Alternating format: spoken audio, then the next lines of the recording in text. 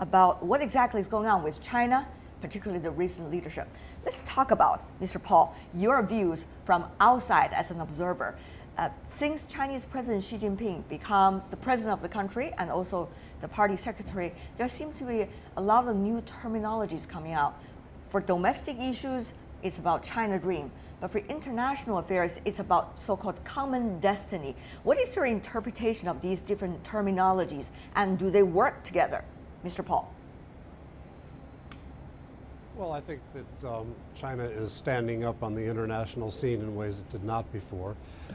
Prior to Mr. Xi's arrival in the leadership role, the dictum was to China to bide its time, the Tao Guangyang Hui statement made by Deng Xiaoping some time before. And with Mr. Xi's arrival, and particularly after the Neighborly Foreign Affairs Conference of 2013, we've seen China really cast aside the old dictum of biding one's time and to go out and to do more. And we've seen China be more of a leader in international forums, which is something that the U.S. has hoped to see. But we've also seen China more assertive about its sovereign rights along its periphery. What about the Chinese guests? Your views, response to what Mr. Paal just said, and also your interpretation of this. Two things. One is China is being more vocal and more outspoken when it comes to its own views about the world and how the world is going. Secondly, what would that mean for, let's just say, the leadership of the world and China's relations vis-a-vis the other players, United States included? Professor Fu, I throw this big question to you first. The world is on your shoulder, as you say.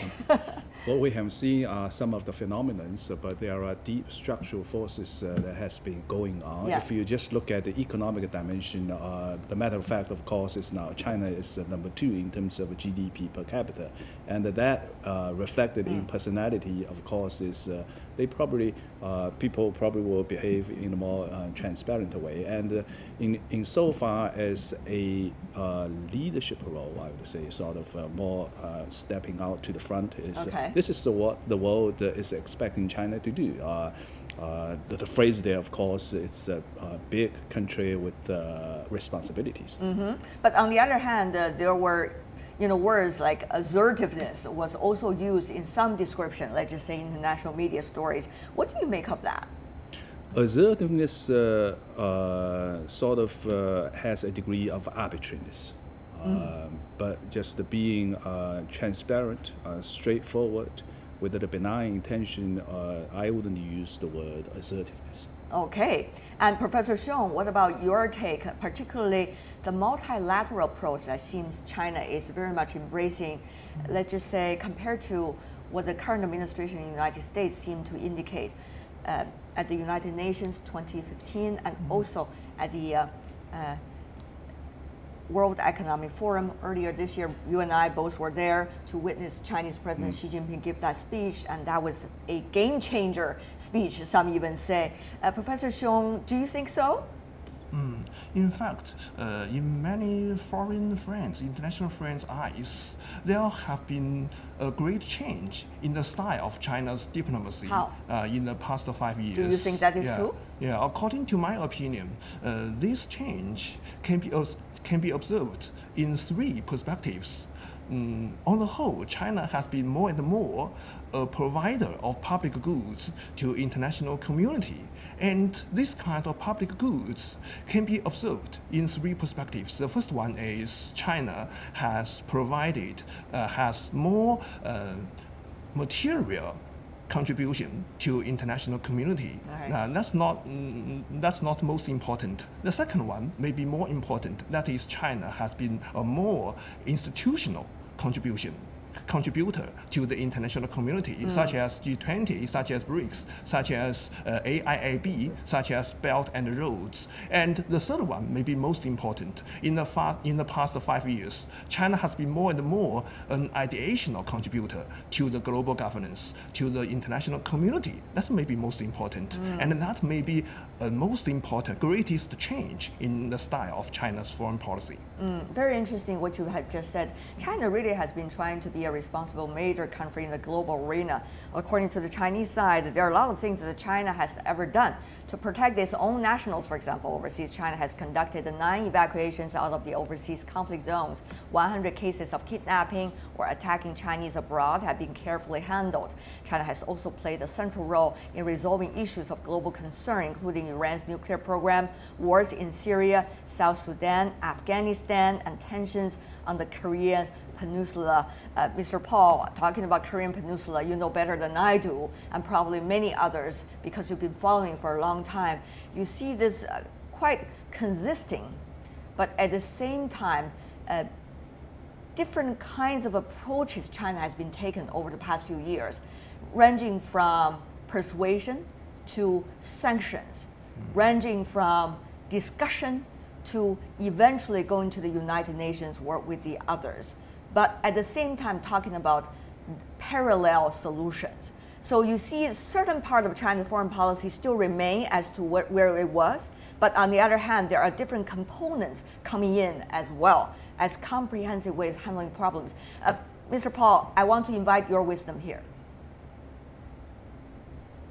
Well, I think you've said it very well, that China is not overthrowing the major contours of its foreign policy. It has neighbors with long-standing histories of relations that you can't ignore and will be part of the content of any new attempt at foreign policy. But you can't deny, and the statistics you raised at the outset of your program show that there's been much more involvement by this leadership in China. And it reflects, as Professor Fu said, the structural changes that are taking place. The distribution of global productivity and wealth is reflected now in the G20 and in the BRICS, although in the BRICS it's heavily weighted in the direction of China and then in India's direction as well, because they're providing global growth. More than 50% of global growth is coming from these economies. So it's natural for the leadership to reflect this by being active and having China's voice. You know, you mentioned the rescue of Chinese citizens overseas. I don't think anybody in China's leadership in 2011 knew that in Libya there were over 30,000 Chinese workers who suddenly needed to be rescued from the deteriorating situation in Libya. The growth since those early realizations has been tremendous, leading up to, for example, this past year's very successful rescue of Chinese workers in Yemen, and China's continuing contribution to patrolling the pirates off Somalia. Yes, indeed. China has been trying to do also United Nations peacekeeping as well over the past few years. There have been quite some success. Meanwhile, Chinese soldiers also sacrifice their lives.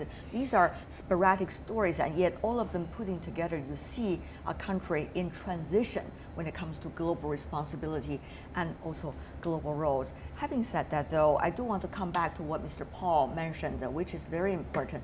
When it comes to global governance and a concept of global governance, it seems China, together with others, have been trying to work out some different approaches. Earlier, we got the Second World War, everything is Bretton Woods, the United Nations, but now there seems to be more complementary actions coming from China emerging economies. Professor Fu, you are running the South-South Cooperation Institute inside Peking University, so I want to pick your wisdom here. You think about it, emerging economies, developing countries, the pie that they are building for the world economy is getting ever bigger. It is different, though, let's just say, from the earlier concept of South-South cooperation. This is a very new stage of that. How would you compare that, and what role China would play this time compared to earlier roles in the South-South cooperation? Professor Fu. Well, at the risk of oversimplification, if we think of South-South cooperation in early period, and when you look at the world can be roughly divided into two parts. The developed one, the developing world. And you do not see the interface between the two. And that coincides also with the Cold War as well. Yes, Cold War, sort of, it's just two parts. Nowadays, you sort of, still roughly speaking, you see three parts. Advanced economies, emerging markets, developing economies. And it so happens China now probably is in the mid group, emerging markets. And now China has the resources. So we have the wherewithal and also responsibility to help the less lucky ones to be all part of the growth of the global economy. So in that sense, in terms of feasibility, it's more feasible. In terms of a win-win scenario, because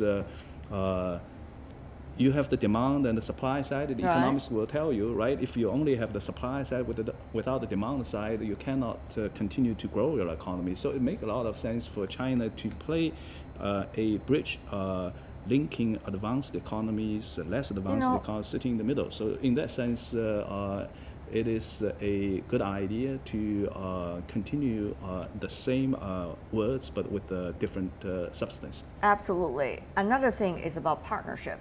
Professor Xiong, you've been working on the economic and trade issues of China, China foreign policy as well. You know, partnership have been so much mentioned when you have foreign dignitaries visiting China. It comes in so many different kinds of partnership when China is building relations these days. But you know, one crucial question, which might be also an intellectual question, that is, can you expect partnerships to solve problems? Because before, you see the international governance system very clear, very simple after World War II, Cold War, and then you see the United States as a major power, and then now you see very different structures. So will partnership be able to solve problems, particularly the hard issues, not just trade, but political, border issues, and many others to come? And in fact, I cannot just give a very brief answer to this question because it's rather complicated. It is. But at least partnership to some degree can be helpful for solution of some maybe the hardest issues such as border disputes, such as the border disputes between China and India. And frankly speaking, I cannot find a brief way to find a solution to the border issue between the two countries. It's really hard for both of the two countries. I think another way to think about that issue is, in the absence of partnership, can you solve problems? That's a good point. That's a really so good point. So in that sense, partnerships help. Now I want to go back to Mr. Paal, who have been attentively listened to your Chinese panelists. Will that partnership work in terms of global governance? Can they fill in to some of the absence of leadership these days? And what kinds of partnership or relationship, competition, cooperation between China and the United States, particularly under the current political environment in Washington? Well, we are very importantly past the moment of unipolar power. The U.S. is watching the return of great powers, Russia, China, India, Europe. And the question is, will this return to great power and power balancing become hard-edged and difficult, or become manageable? I think China has a big say in which way that turns out. With its neighbors, sometimes it appears a bit hard-edged. At times you see ways of cooperation being discovered, as in the Philippines, South China Sea dispute with China, more recent times. I think it's really important for China to engage with other far-sighted leaders around the globe to try to create a new set of institutions, or to adapt the old institutions to the new circumstances. I think, for one, we need a new Bretton Woods that embraces the major economies beyond the victorious economies at the end of World War II, and we make adjustments to that. Some adjustments have been made in the voting shares at the IMF and the World Bank, and we have the ADB and now the AIIB. I think these need to be integrated. They need to be made more systematic and respond to the needs of the new participants, as well as the interests of the founders. Well, Mr. Paal, I did notice that you are using China needs to work with other insightful leaders, visionary leaders together to change the international system. Who are you exactly referring to? Are you referring to President Trump or somebody else? If it's somebody else, will that leader or leaders have the capability and the weight to work with China, first of all, to respond to the United States, and secondly, work out new solutions, as you say, whether it's New Bretton Woods or other names? Mr. Paal.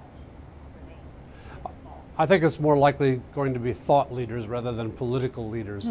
I mean, in Germany, Angela Merkel is proving to be a very good leader, not just for Germany, but for Europe. In the United States, we're having a time out for national frustration with the failures of our political class to address the needs of the people who've been losers in recent trends in America, whether it's in the ethnic or incomes or middle class. We got a host of issues that need to be worked out in the U.S. And in the U.S., I would work with the people at the second tier of leadership in the various departments of the government, because you're not going to find that kind of leadership at the very top of the U.S. government. And you look elsewhere for thought leaders. There are such people. One of the things people have been talking about, as we are already running out of time, 3 minutes to go before we wrap up, is what's going to be the next biggest challenge? You know, the challenge that you would see very concrete in front of you, and that's going to be a test for China and the kinds of leadership, the kind of international governance system China has been advocating. What would that be? How do you think China, with what attitude, will be able to come out front to tackle those challenges? I want to have the wisdom from every one of you. Professor Fu, you want to go first briefly? Well, the challenges, we have a long list of global challenges, but the basic building block of international system continue to be nation state. So we as human beings feel the tension between tribalism and globalism. And that has much to do with education and our capability. If our education is such that we have a global vision, then we'll be more on that side. And of course, to go global, you also need to have capabilities. Okay. Education, not only here in China, elsewhere in the world. What if there are different education? What to do with that difference? It's got a lot of implications over there. Professor Xiong, briefly, very briefly. From the perspective of international relations, the major challenge may be countries, especially the major countries, how to deal with the balance between the global common interest and the nation's its own interest. That may be most important, such as the United States, America first, and the Brexit, such issues. Yeah. I see, but isn't that has always been the issue over the years? Before we go, Mr. Paal, your thought. Well, I think economic growth solves a lot of problems. It creates the resources for educational institutions, for social welfare, for taking care of our increasingly elderly populations. So I think the focus needs to be internationally on finding new sources of growth. The Trans-Pacific Partnership and the TTIP with Europe were intended to do that by opening greater amounts of services trade, which is increasingly part of the more advanced economies, including China's. And that we need to find global, or at least regional, leading to global arrangements to expand those trades and opportunities and get more money in all of our pockets.